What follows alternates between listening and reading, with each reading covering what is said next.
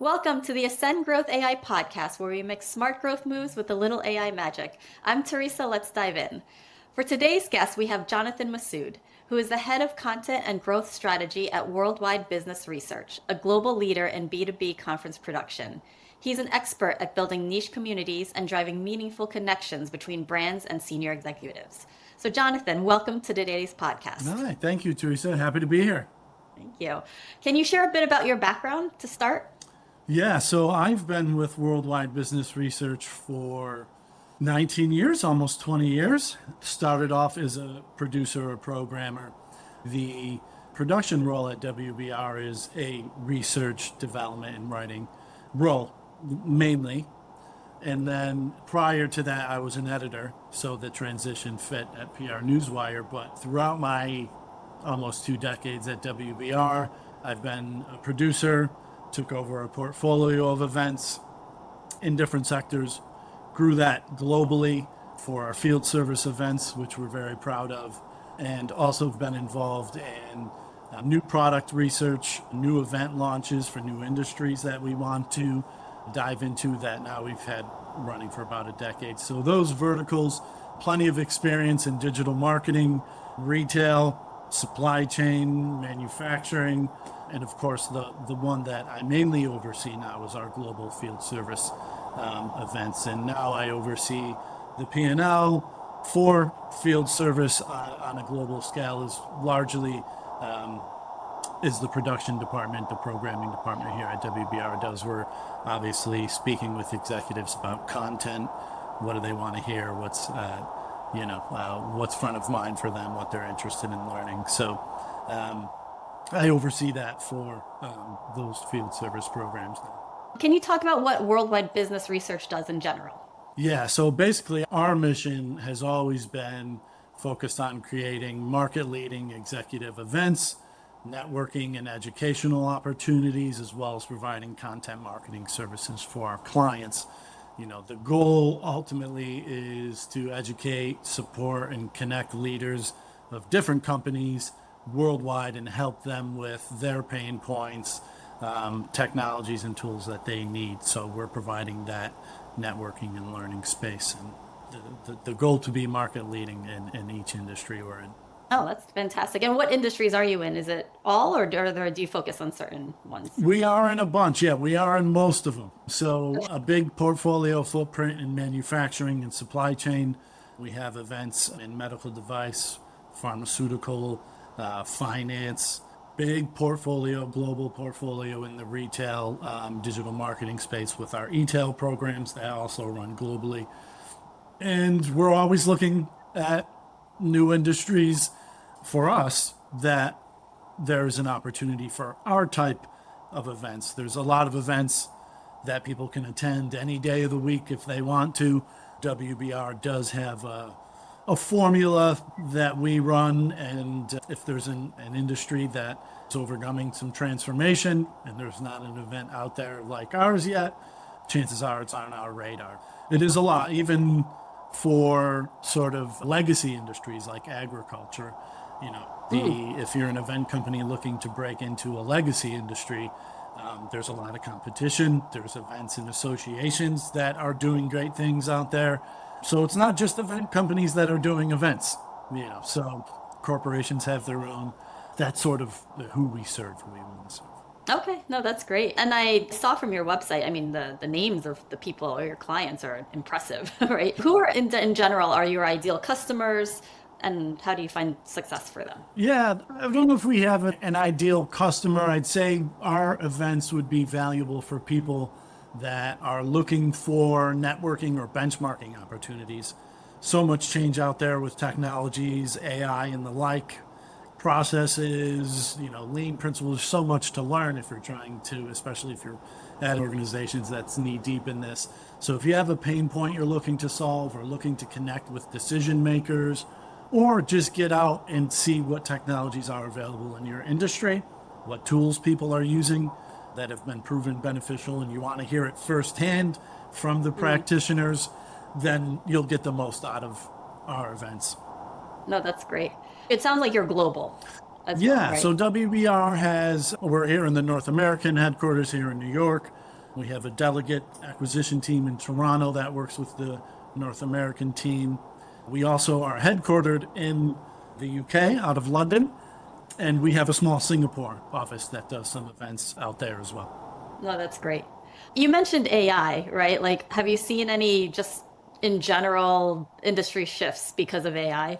Yeah, it is probably the most disruptive technology, to give an example for field service, which is a manufacturing event for service and support executives.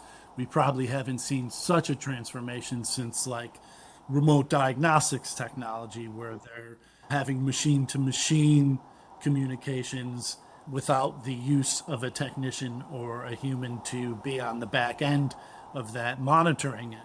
So this remote monitoring capability changed the service industry in 2008, 2009. That was right around the last sort of economic downturn, which sort of forced that technology to service organizations to adopt this. AI now is not just in specific functions of service, it is across the board, from frontline technicians using it for knowledge management tools, back office metrics tracking and data analysis. In the industries themselves, it's completely transformative, as well as our industry. We're using it in the event space as well, where we can apply it and where it makes sense. No, that makes sense. Have you noticed one industry shifting towards it more than others? I mean, obviously technology industry, right? But like the other more traditional industries, is there one that's leaning more towards AI versus others? Yeah, I think from my portfolio of events, I think the medical device space is a bit further ahead, it seems, in terms of adopting it and actually pulling use cases from it. I think that has to do with the nature of the complexity of the medical device sector, complexity of the devices, the criticality to the customers. So a lot of times you're dealing with sick, very ill patients, and some of the demands on them, I think, is, from what I've seen, driven the Medical Device Association industry kind of to the forefront. Is there any specific topic or type of event that's most popular across all your industries? Yeah, there's definitely, since the pandemic, a need for more of a hybrid type event, or having technology built into your program, whether that's an app where people can connect and download information, set up meetings, certainly any post-show reports for learnings and key insights that come from the event they attend. There's a lot more scrutiny on executives traveling to shows right now. So if we can provide them with, here's what you're getting from the show, and then after the show, deliver a report where they can go back and just have the information easily digestible. But I would say, for type of format that folks are giving us more positive feedback on, is the more interactive and the chance they get to speak with executives in their industry. They're asking for more of it. We're building it into all of our programs, whether that's a manufacturing event or a digital marketing event. We see that our customers are asking for more of those opportunities to sit and network, whether it's informal and non-structured, or if it's like a sit down, what we call a mastermind, which is sort of like classroom level learning with a curriculum, with like a curriculum for that session where they can deep dive. We're getting, across the board, more and more interactivity built in. Back, I think gone are the days of death by PowerPoint. You're in sessions all day, you're looking at a stage all day, people are coming and going. So we're building in a lot more interactivity, practitioner activity, so they can sit and hear firsthand from, their counterparts, other companies. Yeah, and I can see that being very valuable because, I mean, how else would they get in touch with those experts, right? Like, they probably wouldn't be able to do that on their own. Yeah, well, you mentioned, Teresa, it was a good point. You mentioned the AI aspect. And for our industry, you could probably type something into a Copilot and get some sort of benchmarking that may not be specifically accurate, maybe close enough, and that might be usable. But what we hear is that really nothing replaces hearing it firsthand and meeting someone who not has only, AI hasn't gone through it themselves. So meeting someone who's gone through it, who can tell you what to avoid, give you a jump start where to look, because usually getting started is the hardest part, and then offer assistance. That personal connection is something you can't. So we're cognizant of that, and we're building, a lot of interactivity into that. Yeah, I always tell people AI will get you 80% of the way there, Yeah. right? But that other 20%, there's no way you can get that from AI. So there's a lot of value in the human interaction with Yeah. that. Yeah, absolutely. What's working well for your growth strategy and engagement strategies right now? Really, the content, and which comes from my department, the programming, all the research we do. We do have an insights division, which is putting out our post-show reports, our benchmarking reports, our white papers. We also have a newsletter for a lot of our events where we are putting advisory board feedback on new company alerts to look out for anything that's really going on in the industry. And I think what particularly has grown our engagement are those content driven efforts, whether it's a newsletter, a webcast, a webinar, a research paper, or a report, all of that. It's just people are consuming so much information. The traditional sort of marketing methods still work, of course, and we're leaning heavy on the websites and the interface, the experience on our websites. But for new growth and any new opportunities in an industry that we see, getting content out there, whether it's LinkedIn activity, like I said, a newsletter, a podcast, a webinar, people are digesting information on a plane, on a train, not just in the office, which people are kind of hybrid anyway now, which is a whole other set of challenges. So, having relevant content and not just putting content out there, because we've done this as well. We were blasting our social media posts, 5-6 years ago. Now we're using our advisory boards very heavily in terms of what they want to see, what they'll engage in, what gets them to open something. I think that's important to ask your customers. You may think you're providing something that they definitely want to see, but maybe not. And hearing, from them firsthand. So we are a research organization. We have the advantage of having advisory boards at the ready to share what they want to see, what they want to hear. Maybe it's something they're not getting enough of. So we lean heavy on our expertise with our events. That makes sense. Does short form videos tend to get people to open up content, or? It does. And for some of our event teams, they're testing that more and more. Some of our industries, we've yet to put that together, but for our larger events, we do have an in-house video editor that we've hired full-time, which is something we never thought we would have to do, but we're doing so much video. So yeah, her name is Mac. She does a great job, and we probably have her going to too many shows, I think, at some point, getting a lot of video. But the short form, yes, they have, for our e-tail program, have done a lot of great short form video here in the city with speakers on site. And I think those, the exact numbers, but I think those are proving to be a hit. That seems to be the trend, right? With social media, now the short form videos are becoming more popular. I need it in 30 seconds or less. Right. Yeah. Everyone's attention span is really low. Yeah. On the flip side, what are some challenges that WBR is navigating through? Sure. Well, our industry is really tied to sort of the economic landscape at the time. Conferences are, either educational or, educational spend or travel spend. One of the first things to usually get cut when the economy is tight or even uncertain is the travel budgets, days out of the office. These aren't necessarily new to the industry, but it's certainly timely right now, especially post-pandemic, rebuilding some of these things. You have to make sure that you're keeping the costs in mind for your attendees. Where are you putting the show? Is it accessible? Is it affordable? And, is it a must attend, which is something, again, that we always strive to be. We can't miss out on this. So that is certainly one thing. The travel and corporate spend costs have gone up across the board post-pandemic.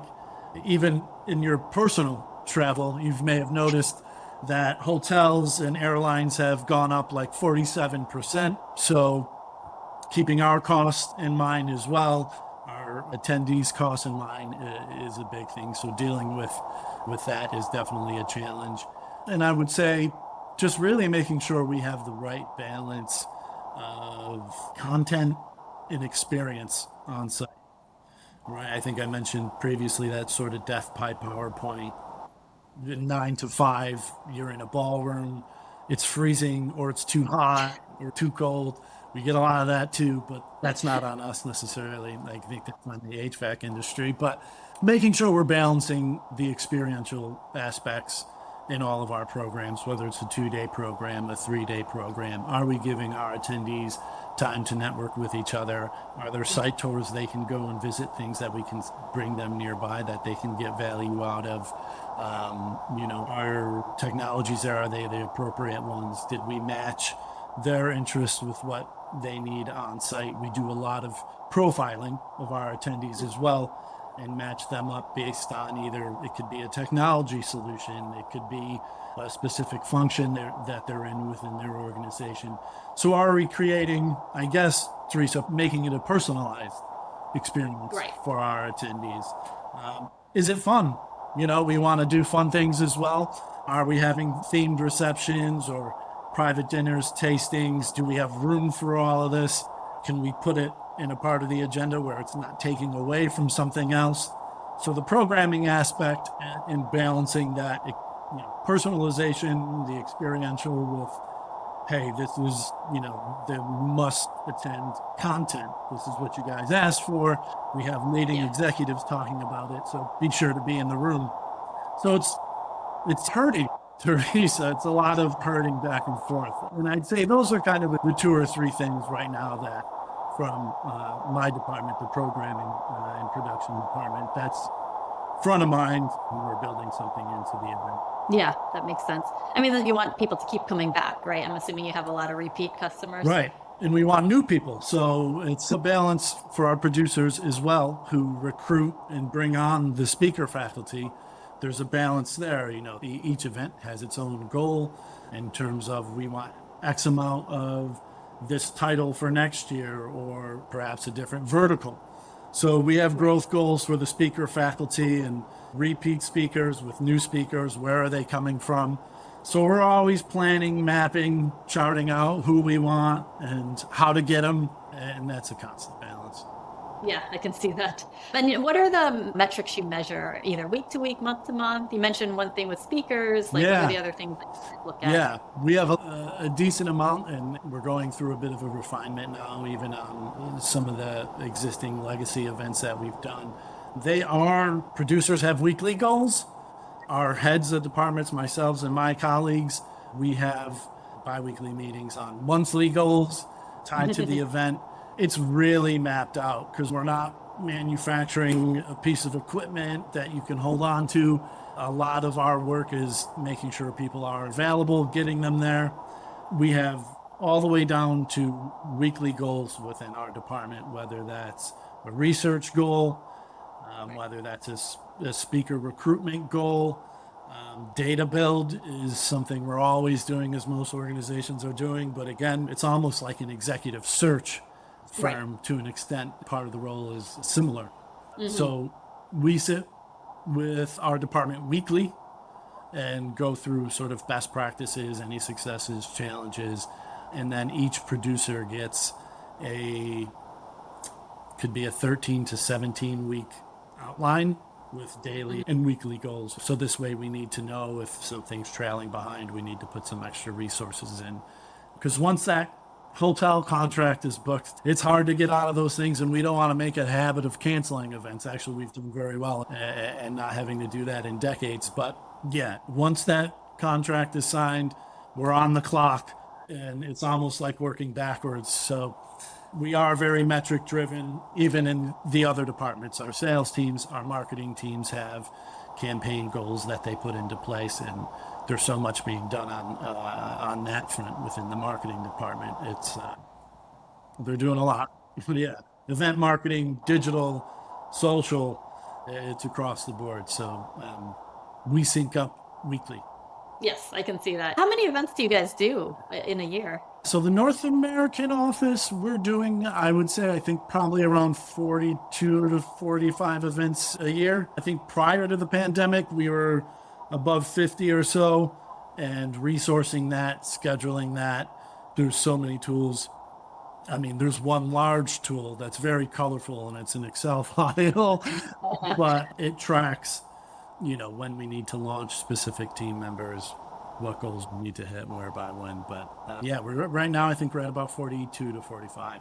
That's impressive. That's like 3 to 4 a month, Yeah. right? And all live events. I mean, that's like producing a show. Yeah. And sometimes we try when and where we hold them is also a constant challenge. Q1 is probably a little light because of the holiday, January, February timeframe is tough. So sometimes it can be more than 3 or 4 events in a month, and our whole office or 90% of our office is, might be away one week. We also try to avoid that, but depending on how we do with contracting and when we need to actually run the programs comes into play there. Where do you want WBR to be 6 to 12 months from now? I think right now our goal is to continue having market leading events in every industry we're in. I think right now there's big challenge with travel freezes, reduced budgets. We just want to continue to produce market leading events across those industries. We do have a few new events that we have launched this year. And I know there's a big focus in the next 6 to 12 months to get those programs, up and running, continue the momentum and continue the growth. I don't think the goal is so much to have more new events. Currently, right now, it'd be hard. So we really want our producers right now to, and some of this is using technology as well, but to be focused on the most important aspects of the role, doing less administrative work, which, considering the role our department can be bogged down in, and timeframes have gotten shorter, tighter. It's harder to produce events post pandemic. So the volume to which we have to work and the speed that we have to work has definitely increased in the past 4 or 5 years. I think part of that, again, is sort of the nature of hybrid work environments and executives really honing in on sort of must attend. Is it worth their time out of the office? So we really just want to continue growing our market leading events. And then we do have, those few new shows that we want to make sure we resource effectively in Q1 of next year. What advice would you give your younger self if you were to start over again? Sure. And I thought about this one, Teresa, a bit. And, the thing that came to mind, and it's funny that I'm actually in the networking industry, but if I was starting over again, I think I would tell my younger self to get out and network a bit more earlier on, coming from the conference industry. Well, I've learned from this industry, you never know who might be able to help you out down the road, whether that's personal, professional, continuing any certifications, networking courses, meetups.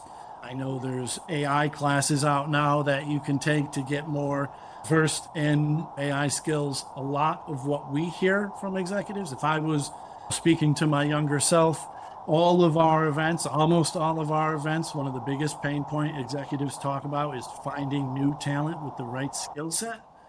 And that's going back to sort of balancing technology and also having sort of interpersonal soft skills abilities.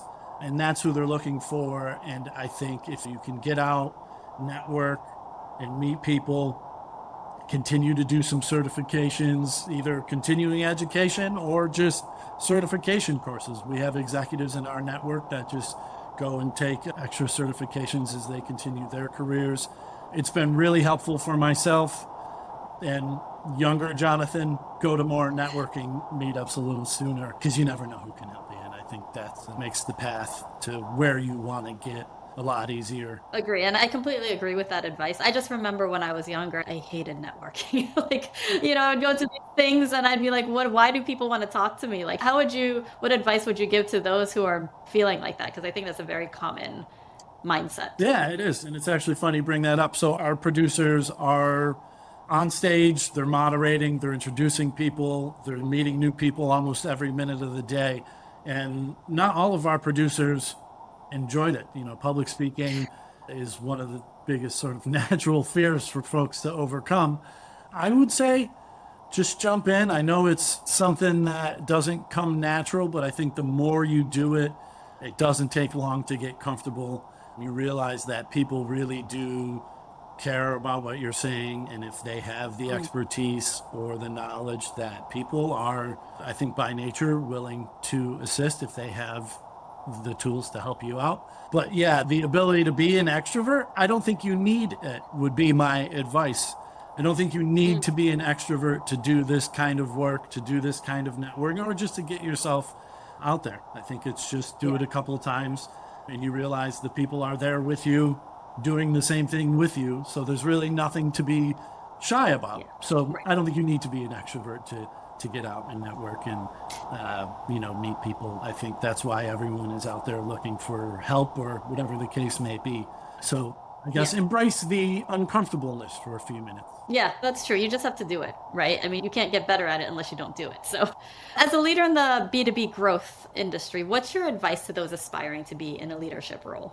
I think to be in a leadership role now with all types. So on my team, I've managed all generations of the workforce. I think it's be an active listener, be personable, and be upfront. I think as people are right now, we see folks jump from job to job. That's pretty typical. And I've been here for almost 2 decades, which is really, I guess, maybe atypical at this point.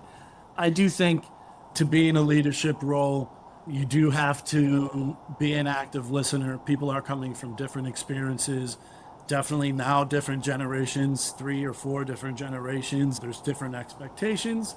There's different ways that people like to be communicated to. There's different ways rewarded.